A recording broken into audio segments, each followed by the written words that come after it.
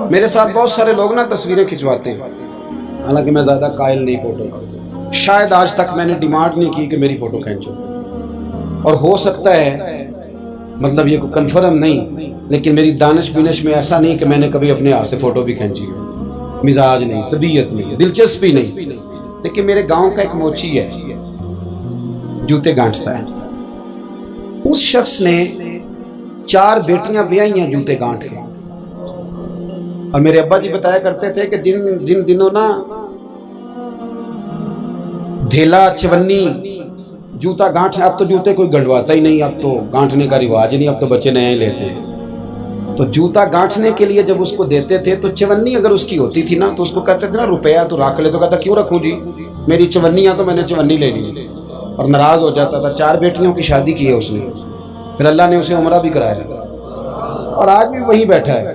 تو میں جب گاؤں جاتا تو میں کہتا ہوں چاچا میں تیرے ساتھ تصویر کھنچوانی ہے، تو مجھے کہتے ہیں پتر میرا تو منہ بھی نہیں تو گیا میرے ساتھ فوٹو، تو میں کہتا ہوں یار تو ایک انسان ہے، تو ایک مثال ہے، جس بندے نے ہاتھ پھیلانے سے نفرت کی ہو، اب تو چندہ ہی چندہ رہ گیا ہے، چندہ ہی چندہ، اس کے علاوہ اللہ معاف کرے کوئی دوسری شے۔ میں گلاسکو میں تھا تو مجھے ایک صاحب کہنے لگے آپ نے کوئی اعلان شلان نہیں کرنا، مدرسہ نہیں ہے؟ میں نے کہا مدرسے بڑے ہیں پر اللہ کا فضل ہے، کیونکہ وہ نبی کریم کے نام کے ہیں تو ہمیں کبھی کمی کوئی نہیں آئی، کبھی نہیں کمزوری آئی، رونے کا مزاج بھی نہیں، وہ چل رہا ہے مدرسہ۔ تو میں نے کہا آپ کیا سمجھتے ہیں جو یہاں آیا ہے وہ چندے لے نہیں آیا ہے؟ کیا مزاج آپ لوگوں نے بنا لیا، اس سے نکلیں۔ وہ بھی کوئی قومیں ہوتی ہیں جو ہر وقت ہاتھ پھیلا کے رکھتی ہیں۔ قرآن مجید نے صحابہ کی تعریف کی، لا یسألون الناس الحافا، وہ لپٹ لپٹ کر سوال نہیں کرتے۔ یہ اصحاب صفا کی بات کی قرآن پاک نے، لپٹ لپٹ کر سوال، خبردار تھوڑے پہ گزارا کرنا سیکھو، عزت کی زندگی جیو گے۔ اور نوجوان بالخصوص یاد رکھیں، اگر وقار سے جینا ہے، سر اٹھا کے جینا ہے اور مطمئن زندگی گزارنی ہے تو پھر اس بات پہ راضی ہو جاؤ جو اللہ نے ہمیں عطا کیا ہے۔ پھر تیرا 5 مرلے کا مکان، اگر تو نے فراڈ کا مکان خریدا ہے نا 6 کنال کا، تو اس سے تیرا 5 مرلے کا وقار والا گھر بڑا شاندار۔ عزت کے ساتھ اگر جینا چاہتے ہو، حاتم تائی سے کسی نے کہا تھا کبھی تو نے اپنے سے بڑا سخی بھی دیکھا ہے؟ حاتم تائی کا نام ہے نا آج تک سخاوت میں، اپنے سے بڑا سخی بھی دیکھا ہے؟ اس نے کہا دیکھا ہے۔ کون سا؟ کہنے لگا میں نے ایک دفعہ اپنے سارے شہر کی دعوت پکائی تو میں چہرے پہ نقاب اوڑھ کے نکلا کہ پتہ کروں کوئی آدمی رہ تو نہیں گیا۔ تو جب میں جنگل میں گیا تو میں نے ایک بابے کو لکڑیاں کاٹتے دیکھا۔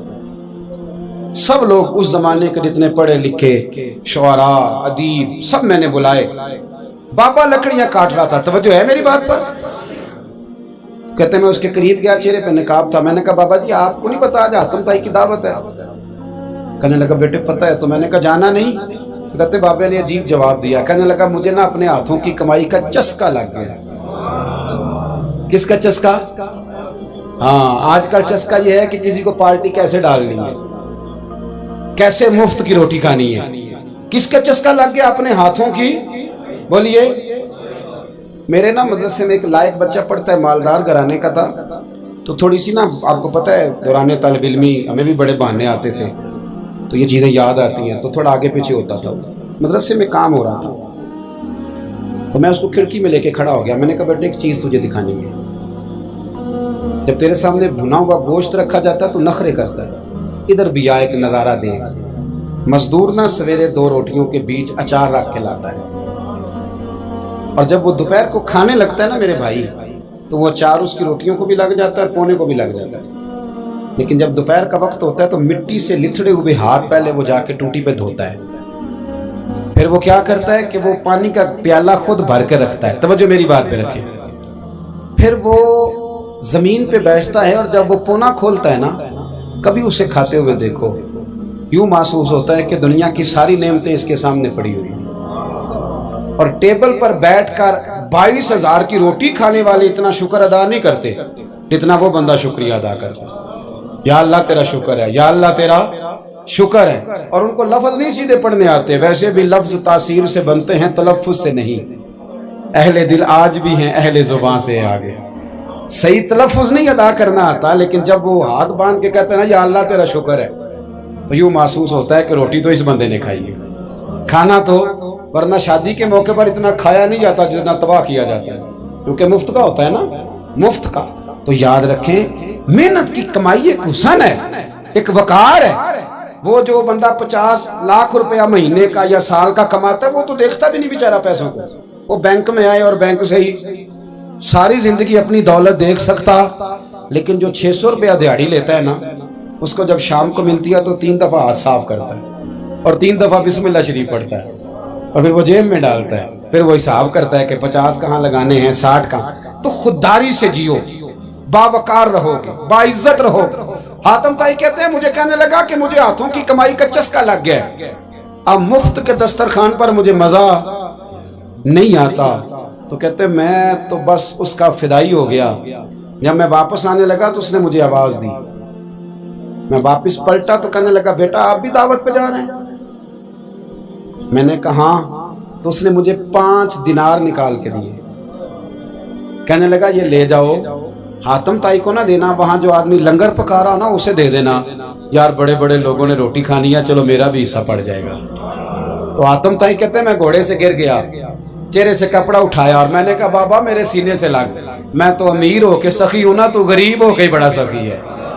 آج سمجھ آئی ہے تیری سخاوت کی۔ پڑھیے نا حدیث پاک، حضرت انس بن مالک کہتے ہیں ایک شخص نے آ کے کہا یا رسول اللہ کچھ دیجئے، حضور مجھے کچھ بولیے، اور میرے محبوب کا دروازہ وہ ہے کہ جہاں سے کبھی کوئی خالی گیا ہی نہیں، حضور کچھ دیجئے۔ تو نبی کریم علیہ السلام نے آج الگ بات کر دی، فرمایا تیرے پاس کچھ بھی نہیں؟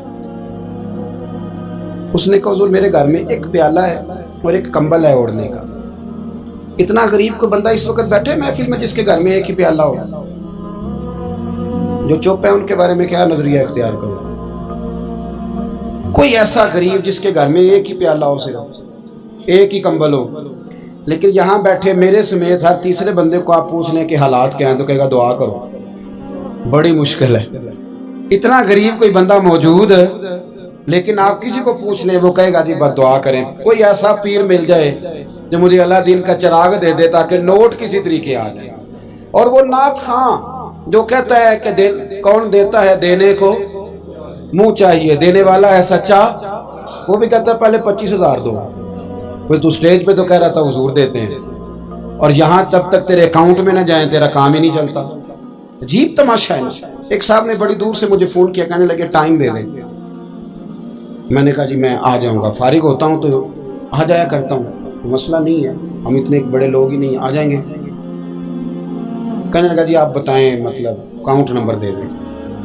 میں نے کہا یار آپ نے غلط جگہ فون کر لیا، میں نے تو بتایا کہ وہ تو بڑے لوگ ہوتے ہیں، تو ہمیں پتہ ہے اپنی حیثیت کا، انشاءاللہ حاضر ہو جائیں گے، آپ سے بات ہوگی۔ کہنے لگے نہیں آپ کو تو کچھ بتانا ہی پڑے گا، کچھ بتائیں کچھ بتائیں۔ میں نے کہا کچھ بھی نہیں، میں انشاءاللہ حاضر ہوں گا، اللہ نے مجھے توفیق دی ہے، میں شام کو بڑی زبردست کھانا اپنے بچوں میں اچھا بیٹھ کے کھاتا ہوں، ایک گاڑی ہے جس پہ سفر کرتا ہوں، اگرچہ مکان میرا 2 کمروں کا ہے، اور کبھی اللہ تعالیٰ نے میرے دل میں یہ تمنا پیدا نہیں کی کہ کوئی بہت بڑا ہو تو گزارا صحیح ہے، میں بڑی اطمینان بخش زندگی گزارتا ہوں، تو میں آ جاؤں گا۔ کہنے لگے نہیں تہاڈی مہربانی کچھ دسو۔ میں کہا 3 کروڑ روپیہ دے چل۔ کتنا جی؟ اللہ جانتا ہے ہنسانے کے لیے بات نہیں کر رہا، اور مسجد میں اونچا ہنسے بھی نہ، کتنے دیں؟ جی یہ تو آپ نے کیا کہہ دیا۔ میں نے کہا یار اگر میں نے اپنے لفظ ہی بیچنے ہیں تو اب میں 25-40 ہزار میں بک جاؤں، میں تو سمجھتا ہوں کہ نبی پاک کا فرمان بڑا قیمتی ہے، تو ریٹ لگاؤں تو میری حیثیت یہ ہو کہ 40,000 روپیہ، اگر میں نے بکنا ہی ہے تو کوئی ریٹ تو لوں نا۔ اور ویسے بھی میں تو سمجھتا ہوں کہ میں بڑا انمول ہوں، اس لیے کہ میں رسول اللہ کے دین کا نوکر ہوں، اور یہ غلطی ان کی نہیں جو بیچتے ہیں، غلطی ان کی ہے جو خریدتے ہیں۔ آپ لوگوں نے مارکیٹیں بنائی ہیں، آپ مارکیٹیں نہ بناتے تو کبھی مارکیٹوں میں اس طرح کی چیزیں بکنے کہ ہم نے ظلم کیا ہے، ہم نے زیادتی کی ہے، ہم نے یہ ماحول بنایا ہے۔ بہرحال بات دور نہ نکل جائے، واپس آتا ہوں۔ نبی کریم صلی اللہ علیہ وسلم نے فرمایا تیرے پاس کچھ نہیں، ایک کمبل ہے اور ایک، حضور نے فرمایا لے کے آ۔ یہ سرکار کا فرمان سیاستہ سے عرض کر رہا ہوں، اگرچہ امام جلال الدین سیوطی نے تفسیر در منصور میں تفصیل کے ساتھ اس روایت کو کئی طرق سے بیان کہا۔ ایک کمبل، یارو سوچو ایک کمبل جس بندے کے پاس ہو، ایک پیالہ، اس سے بھی کوئی غریب ہوگا۔ حضور نے منگا لیا اور بولی لگا دی، کون خریدے گا؟ ایک شخص نے کہا 1 دینار، ایک نے کہا 2، حضور نے 2 دینار میں بیچ دیا۔ وہ بولا نہیں کہ حضور دو ہی تو چیزیں تھی وہ بھی بیچ دی آپ نے. اللہ کے رسول نے فرمایا 1 دینار کا کھانا لے جاؤ اور 1 دینار کا کلاڑا خرید کے لاؤ. وہ لائے. حضرت انس کہتے ہیں بندہ بڑے نصیبوں والا تھا. وہ جب کلاڑا خرید کے لایا تو اس میں دستہ میرے نبی نے دستے مبارک سے لگایا. حضور نے دستہ لگایا اور فرمایا یہ لے جنگل میں جا. مسلمانوں یہ میرے رسول اللہ کی تعلیم ہے. نوجوانوں غور کرو, اگر معاشرے کو سنوارنا ہے تو اس چیز پر محنت کرو. فرمایا یہ کلاڑا پکڑ, رسی پکڑ, جنگل میں جا, لکڑیاں کاٹ کے لا, کھا بھی اور کھلا بھی, پہن بھی اور پہنا بھی, جا. اور حضور نے فرمایا 15 دن مجھے نظر نہ آنا, جا کام کر, جا کے محنت کرنا اہل اسلام کا شیوا ہے. آج پوری دنیا میں ہمارا کشکول مشہور ہے, دھوکہ معروف ہے.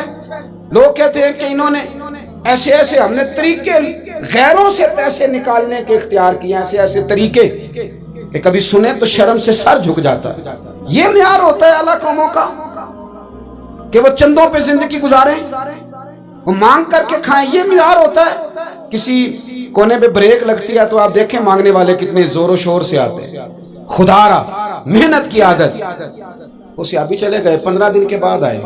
یہ لفظ امام سیوطی نے لکھے ہیں. 15 دنوں کے بعد آئے تو حضور نے فرمایا تیرا حال کیا ہے؟ حضرت انس کہتے ہیں مجھے بھی تجسس تھا کہ پتہ تو چلے. تو وہ مسکرائے, عرض کرنے لگے یا رسول اللہ پہلے ایک پیالہ تھا, اب سارے گھر کے برتن بن گئے. یا رسول اللہ برکت آپ کی ہے, پہلے ایک کمبل تھا اب سارے گھر کے بستر بن گئے. اور امام سیوطی کہتے ہیں انہوں نے جیب میں ہاتھ ڈالا تو 10 دینار نکالے. عرض کی حضور رکھ لے, میں صحابہ صفا کے لنگر میں حصہ ڈالنے آیا ہوں, یہ قبول کر لے مجھ سے. مہربانی فرمائیں, مہربانی, خودداری سے جئیں اور تھوڑے پہ گزارا کریں.